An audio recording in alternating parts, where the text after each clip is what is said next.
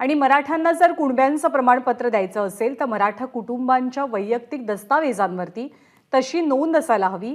हैदराबादमध्ये जाऊन निजामशाहीचं सामूहिक दस्तावेज तपासून मराठ्यांना कुणब्यांचं प्रमाणपत्र देता येणार नाही आणि तसं झालं तर कुणबी समाज आणि ओबीसी समाज राज्यात मराठ्यांपेक्षाही मोठं आंदोलन उभारल्याशिवाय राहणार नाही, तसा इशारा राष्ट्रीय ओबीसी महासंघाचे अध्यक्ष बबनराव तायवाडे यांच्या वतीनं दिला जातोय। या सगळ्या संदर्भात राष्ट्रीय ओबीसी महासंघ अध्यक्ष बबनराव तायवाडे यांच्याशी संवाद साधला आमचे प्रतिनिधी रजत वशिष्ठ यांनी। राज्यातील काही भागामध्ये मराठा समाजाला कुणबी म्हणून प्रमाणपत्र देण्यात यावे अशी मागणी होत आहे। अनेक नेत्यांनी त्या मागणीचा समर्थनही केलं आहे आणि राज्य सरकारने पण त्या संदर्भात उच्चस्तरीय समिती नेमण्याची घोषणा केलेली आहे। मात्र राष्ट्रीय ओबीसी महासंघाचे जे अध्यक्ष आहे बबनराव तायवाडे त्यांनी या संपूर्ण गोष्टीला विरोध केलेला आहे। त्यांचं असं म्हणणं आहे की याच्यावर प्रदीर्घ चर्चा झाली पाहिजे। आपल्यासोबत स्वतः बबनराव तायवाडे सर, काय म्हणणं आहे? सरकार उच्चस्तरीय समिती नेमून खास करून मराठवाड्याचे जे काही भाग आहे त्या ठिकाणी जे मराठे राहतात त्यांना कुणबी म्हणून प्रमाणपत्र देण्याच्या विचारात आहे असं म्हटलं जात आहे। नाही, कसं आहे की ती त्या पर्टिक्युलर काही लोकांची मागणी आहे। मागणी असणं आणि त्याच्यात तथ्य असणं याच्यामध्ये फरक आहे। आजही जो प्रचलित नियम आहे त्या प्रचलित नियमाप्रमाणे कुठल्याही व्यक्तीजवळ त्याच्या स्वतःच्या वडिलाच्या आजोबाच्या पंजोबाच्या कुठल्या तरी महसूल किंवा शैक्षणिक या दोन पुराव्यापैकी कुठंतरी कुणबी नावाचा उल्लेख असेल तर त्याला प्रमाणपत्र कुणब्यांचं म्हणजेच पर्यायाने ओबीसीचं प्रमाणपत्र देण्याची तरतूद आहे। आणि ह्यात 3 पिढ्यामधल्या कुठंतरी त्याचा उल्लेख नसेल तर कुठलंही सरकार असो त्यांना कुणब्यांचं म्हणा किंवा ओबीसीचं प्रमाणपत्र देऊ शकत नाही। आज सरकारने कमिटी बसवलेली आहे, ती त्या म्हणतात की आम्ही आता ते हैदराबादला पाठवू, तिथे रेकॉर्ड चेक करू। रेकॉर्ड चेक करणं पण इथे तुम्हाला वैयक्तिक प्रमाणपत्र हवं असते, सामूहिक प्रमाणपत्र नाही चालत। म्हणून तुम्हाला प्रत्येकाच्या रेकॉर्ड तपासून बघावं लागेल, प्रत्येक कुटुंबाचा। आणि ज्या कुटुंबाच्या रेकॉर्डमध्ये तशा प्रकारचं कुठे उल्लेख आला 3 पिढ्यामधला तर मग त्याला दिल्यास आमची हरकत राहणार नाही। पण कुठेही उल्लेख नसताना सरसकट ज्यांच्या सर्टिफिकेटवर मराठा लिहिला आहे त्यांना कुणबी म्हणून प्रमाणपत्र देण्याचा जर त्यांनी निर्णय घेतला तर या महाराष्ट्रातला कुणबी समाज आणि पर्यायाने ओबीसी समाज कुठेही ते सहन करणार नाही। आणि सध्या जे आंदोलन सुरू आहे त्याच्यापेक्षा कितीतरी पटीनं मोठं आंदोलन या महाराष्ट्रामध्ये उभं राहणार आहे। जे काही एक मुद्दा समोर आणला जात आहे की निजामशाहीमध्ये हैदराबादचे संस्थांचे जे जुने डॉक्युमेंट्स आहेत ते तपासले जातील। तुम्ही म्हणताय तिथे जरी नोंद असली तरी ती सामूहिक अनुषंगाने असेल, वैयक्तिक नसेल, त्यामुळे हैदराबादमध्ये पाठवून दस्तावेज तपासणे आणि हे जे आहे हे फक्त सांगण्यापुरताच राहील, याच्यातून कायदेशीर याला काही हे रूपांतरण होऊ शकणार नाही, या समस्येला काही तोडगा काढता येणार नाही? बिलकुल तोडगा नाही आहे। त्या सरकारला जर तोडगा काढायचा असेल तर हाऊस टू हाऊस सर्वे करावा लागेल, house to house document check करावं लागेल। कारण यांनी आज जरी समजा त्यांना कुणब्यांचं प्रमाणपत्र दिलं, मी एक म्हणतो, पण त्यांना व्हॅलिडिटी द्यायची जेव्हा वेळ येईल तर 67च्या आधीचा पुरावा लागेल ना। तो पुरावा वैयक्तिकरित्या पाहिजे। आधीचे जे 3 पिढी आहे, वडील आजोबा पंजोबा, वैयक्तिक पाहिजे असतो, सामूहिक नाही चालत। तुमच्या कुठल्या तरी डॉक्युमेंटवर, कुठल्या तरी मी सांगितलं महसूल किंवा शैक्षणिक दोनपैकी कुठल्या तरी डॉक्युमेंटवर तुमच्या कुणबी जातीचा उल्लेख असायला पाहिजे, तरच त्यांना ते प्रमाणपत्र मिळू शकते, अदरवाईज नाही। आजही कुणबी जातीमध्ये किंवा ओबीसीमध्ये ज्या 400 जाती येतात त्यापैकी मंडळी कितीतरी लोक असे आहेत की ज्यांच्याकडे ओबीसीमध्ये येणाऱ्या जातीचं प्रमाणपत्र आहे, पण काही कारणास्तव ते 67च्या पूर्वीचा पुरावा मिळवू शकत नाही आणि तो पुरावा मिळत नाही म्हणून त्यांना ओबीसीचं व्हॅलिडिटी मिळत नाही। आजही आहे ना, ओबीसीमध्ये सुद्धा सफरर आहेत की त्यांच्या सर्टिफिकेटवर महसूलमध्ये नोंद आहे पण 67च्या आधीचे पुरावे मिळत नाही, 67च्या आधीचे पुरावे मिळत नाही म्हणून त्यांना ओबीसीची व्हॅलिडिटी मिळत नाही आणि म्हणून ते ओबीसीचे लाभ घेण्यास पात्र ठरत नाही। मग एका वर्गाकरता एक नियम आणि दुसऱ्या वर्गाकरता दुसरा नियम असं सरकार करू शकत नाही। आणि म्हणून माझी स्पष्ट भूमिका आहे, ज्यांच्याकडे 67च्या आधीपासूनच्या पुराव्यामध्ये मग पंजोबा असो आजोबा असो कुठल्या तरी सर्टिफिकेटवर कुणबी नावाचा उल्लेख असेल त्यांना सरसकट आजही सरकारने द्यावं, आमचा विरोध राहणार नाही। पण अशा प्रकारचे डॉक्युमेंट नसताना एखाद्या पर्टिक्युलर आंदोलनकर्त्याच्या दबावाखाली येऊन सरकार निर्णय घेऊ शकत नाही, आणि घेतला तर कुणबी समाज आणि ओबीसी समाज त्याला विरोध करणार नाही। आणि म्हणून माझं इथे 2 प्रकारचं आंदोलन सुरू आहे।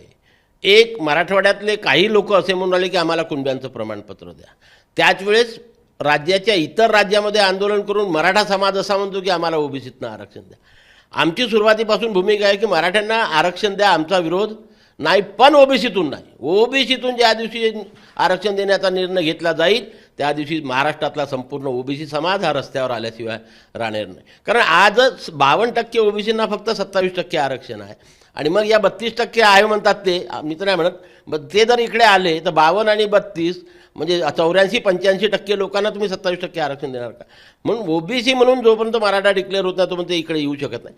माझी केंद्र सरकारला आणि राज्य सरकारला एकच विनंती, हा सर्व प्रश्न जर मिटवायचा असेल, मराठ्यांना खरंच आरक्षण देण्याची राज्य सरकारची आणि केंद्र सरकारची मानसिकता असेल, भूमिका असेल, तर ज्या प्रकारे केंद्रामध्ये EWSला 10% आरक्षण एका दिवसामध्ये दिलं, लोकसभेमध्ये बिल पास केलं, राज्यसभेमध्ये बिल पास केलं, तिसऱ्या दिवशी GR निघाला, तशाच प्रकारे मराठ्यांना आरक्षण देण्याची आता 18 तारखेपासून अधिवेशन आहे केंद्र सरकारचं, त्याच्यामध्ये तरतूद करावी आणि त्यांना स्वतंत्र आरक्षण देऊन तशा प्रकारची अधिसूचना काढून हा प्रश्न कायमचा निपटावा, निकाली काढावा. हाच एक पर्याय शिल्लक आहे, दुसरा पर्याय शिल्लक नाही. म्हणजे न्यायालयामध्ये टिकू शकत नाही. याच्यापूर्वीसुद्धा 16% आरक्षण आपण फडणवीस साहेब मुख्यमंत्री असताना दिलं होतं, सुप्रीम कोर्टाने नाकारलं. आता रिव्ह्यू पिटिशन टाकेल, पुन्हा नाकारेल. एवढं करण्यापेक्षा सरकारने गळ घालावी केंद्र सरकारला आणि केंद्र सरकारने तशा प्रकारचा स्वतंत्र अध्यादेश काढून मराठ्यांना स्वतंत्र आरक्षण द्यावं. राष्ट्रीय ओबीसी महासंघ आणि महाराष्ट्रातील ओबीसी त्या निर्णयाचं स्वागत करेल. आम्ही त्यांच्या मागे ठामपणे उभे राहू. कुणब्यांचा प्रमाणपत्र देण्यासंदर्भात जी उच्चस्तरीय समिती अतिरिक्त मुख्य सचिवांच्या नेतृत्वात स्थापन करण्याची घोषणा झालेली, 1 महिन्याच्या आत अहवाल वगैरे येईल अशी पण चर्चा आहे. तुम्हाला काय वाटते, राज्यभरातील जी ओबीसी संघटना आहे त्यांच्याशी चर्चा करावी आणि खास करून विदर्भात येऊन विदर्भातील जी ओबीसी संघटना आहे त्यांच्याशी या समितीने चर्चा करावी कुठलाही निर्णय घेण्यापूर्वी? नाही, मी तुम्हाला सांगितलं ना, निर्णय घेऊ शकत नाही, तांत्रिक अडचण ही आहे. कारण आज 1967च्या पूर्वीपासूनचा रेकॉर्ड राज्य सरकार बदलणार का? आणि कुणाचा बदलणार? मग द्यायचं असेल तर मराठवाड्याला सर्वच मराठ्यांना द्यावं लागेल. तुम्ही अर्ध मराठ्यांना द्या ना, मग कुणाला द्यायचं आणि कुणाला नाही हा पहिले प्रश्न येईल. म्हणून मी मगाशी जसं म्हटलं तुम्हाला की वैयक्तिक रेकॉर्ड, इंडिव्हिज्युअल रेकॉर्ड प्रत्येकाचा चेक करावा लागेल. आणि मग इंडिव्हिज्युअल रेकॉर्ड चेक करणार. दुसरा शासनापुढे हा प्रश्न होईल की बॅकडेटमध्ये आम्ही एखाद्या जातीमध्ये बदल करू शकतो का? कारण मराठा आज एक जात आहे काय. मग मी या समजा आज एका पर्टिक्युलर, उद्या कुणी येईल ना म्हणेल आम्ही आधी होतो, आमच्या जातीमध्ये बदल करा, आमच्या जातीमध्ये बदल करा आणि आम्हाला ओबीसीत टाका. इथे जातीत बदल करण्याचा प्रश्न आहे. म्हणून मी मगाशी म्हटलं तुम्ही कुणबी होते, आता पुरावा जर तुमच्याकडे असेल तर आजही प्रमाणपत्र मिळते ना, मग आंदोलन करण्याची गरज नाही आहे, करायची गरजच नाही. आणि म्हणून सामूहिकरित्या तुम्ही कुठल्या जातीला डायरेक्ट वेगळ्या जातीचं प्रमाणपत्र देण्याचा निर्णय सरकार घेऊ शकत नाही. हा मोठा तोड सरकारपुढे उभा झालेला आहे काय. आणि म्हणून आंदोलनकर्त्यांना शांत करायचं असेल, उलटं महाराष्ट्रातल्या संपूर्ण मराठा समाजाला शांत करायचं असेल तर केंद्र सरकारने स्वतंत्र अध्यादेश काढून हा प्रश्न नेहमीकरता निकालात काढावा अशी आमची मागणी.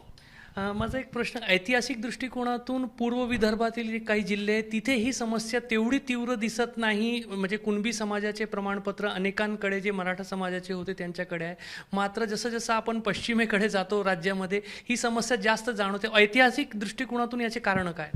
नाही, हे बघा, ऐतिहासिक दृष्टिकोनातून कारणं अशी आहेत की जेव्हा शिवाजी महाराज लढाई लढत होते आपल्या महाराष्ट्राकरता, तेव्हा शिवाजी महाराजांच्या लढाईमध्ये जे जे लोक सैनिक म्हणून काम केले ते सर्व स्वतःला मराठा समजत होते, मग ते कोणत्याही जातीचे असो. म्हणजे आजही पश्चिम महाराष्ट्रामध्ये असा प्रश्न आहे की लोकांच्या काचाटवर मराठा तेली, मराठा कुणबी, मराठा चांभार, मराठा सुतार असं लिहिलेलं आहे. म्हणजे जात जरी वेगळी तरी ते स्वतःला मराठा समजायचे, परंतु मराठा असताना कुठंतरी त्यांच्या जातीचा सुद्धा उल्लेख येत होता. आसरा आणि आपल्या विदर्भामध्ये तसा प्रकार फारसा नव्हता. पण याच्यामध्ये 1950च्या पूर्वी आपल्याकडे डॉक्टर भाऊसाहेब पंजाबराव देशमुख होते. त्या भाऊसाहेब पंजाबराव देशमुखांनी संपूर्ण महाराष्ट्रामध्ये दौरा करून, यात्रा काढून सर्व आमच्या कुणबी लोकांना समजवलं की आपण कुणबी आहोत, शेतकरी आहोत, शेतमजूर आहोत, आपण मराठे नाही. आणि म्हणून ज्यांच्या महसूल कागदपत्रावर किंवा शैक्षणिक कागदपत्रावर मराठा लिहिलेलं असेल त्या सर्वांनी कुणबी लिहावं. आणि म्हणून भाऊसाहेब विदर्भाचे नेते होते. विदर्भातील 95% लोकांनी भाऊसाहेबांच्या त्या आव्हानाला प्रतिसाद दिला आणि ज्यांच्या ज्यांच्या सर्टिफिकेटवर मराठा लिहिलं होतं त्या सर्वांनी आपल्यामध्ये कुणबी करून घेतलं. तो 1950च्या पूर्वीपासूनचा रेकॉर्ड आहे. म्हणून आज व्हॅलिडिटी पाहताना जो 67च्या पूर्वीचा रेकॉर्ड म्हणतात, 67च्या पूर्वीपासून ऑलरेडी त्यांच्याकडे लिहिलेला आहे आणि ते कुणबीच आहेत म्हणून त्यांना आज सर्व फॅसिलिटी मिळतात. या लोकांनी तसे बदल करून नाही घेतले. काय या लोकांनी जर तशा प्रकारचे बदल केले असते, जर ते स्वतः कुणबी होते आणि भाऊसाहेबांच्या प्रतिसादाला आव्हान देऊन केलं असतं तर आज हा प्रश्न निर्माण झाला नसता. आणि म्हणून इकडे तर आपल्या नागपूर, भंडारा, गोंदियाकडे तो प्रश्नच नव्हता, कारण इकडे मराठा फार कमी लोक कुणबीच लिहिलं होतं आधीपासून. अमरावती, अकोला, बुलढाणा, यवतमाळ, जालना इकडला जो पट्टा होता तिकडल्या सर्व लोकांनी तशा प्रकारचा बदल केला. आणि म्हणून विदर्भामध्ये आणि कोकणामध्ये हा प्रश्न नाही आहे. विदर्भ आणि कोकणामध्ये सर्वांच्या कागदपत्रावरती कुणबी लिहिलं आहे, स्पष्ट कुणबी. फक्त आता मराठवाड्यामध्ये काही आहे आणि पश्चिम महाराष्ट्र की ज्यांच्या, आणि कसं आहे त्याच्यामध्ये नंतर सरकारने बदल केला की कुणबी, मराठा कुणबी आणि कुणबी मराठा हे तीनपैकी काही लिहिलं असेल तर त्याला ओबीसीचं प्रमाणपत्र मिळतं. लेवा पाटलांना ओबीसीचं मिळतं. फक्त ज्यांच्या सर्टिफिकेटवर फक्त मराठा आहे त्यांना मिळत नाही. आता पण प्रश्न असा निर्माण होतो की ह्या संघटना असं म्हणतात की मराठ्यांना ओबीसीतनं आरक्षण द्यावं, तर संपूर्ण मराठा संघटना याला ॲग्री आहेत का? उद्या कुणब्यांचे प्रमाणपत्र देतो म्हटलं तर संपूर्ण मराठे याला ॲग्री आहेत का? हा दुसरा प्रश्न सरकारपुढे आहे. काय तो प्रश्न कसा सोडवायचा हाही प्रश्न तिथे निर्माण होणार आहे. आणि म्हणून हा सहजासहजी प्रश्न नाही आहे, फार मोठा टेक्निकल प्रॉब्लेम आहे, तो सुटणार नाही.